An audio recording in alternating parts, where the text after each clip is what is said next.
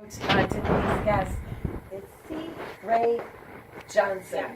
And I know her as Carolyn Johnson, but she is an author of 7 books. And you have a new book now, right? I do, and it is the autoimmune disease and fibromyalgia, the traumatic brain injury connection. Yes, and you know, before we get started, can you explain? I know that you've been on this show last year, actually, talking about how you developed this brain injury. Like, what happened? What was Sure. the story? Well, the story wasn't a typical story like somebody may think with a car accident or anything. It just happened in our house. We have 2 larger dogs, and they were playing, having fun, running around the house and running in a loop. I just happened to bend down at that moment where the larger of the 2 ran into the side of my head.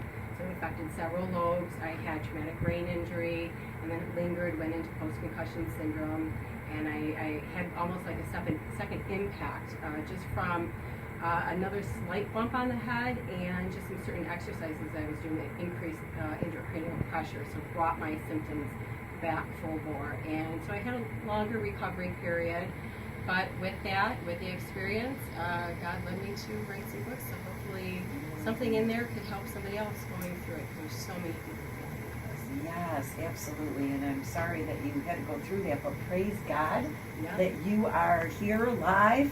I mean, so many people. My daughter just went snowboarding the other day, and I said, please stay away from the trees. Yeah, And yeah. she ended up, falling, and it's just always a scare. But this was a fluke for you. It was. And so you've this is your 7th book. 7th book. And so tell me about what this is about and really how you ended up finding out that you have autoimmune disease. Well, it started with my symptoms.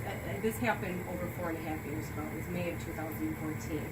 And about in the 2nd year of my recovery with post-concussion syndrome, I was starting to develop other symptoms. I was getting flushness in the face, joint pain. I would wake up, my feet would ache. I didn't really think anything of it because I had so many struggles and so much pain. So there were some new symptoms, but it kept going.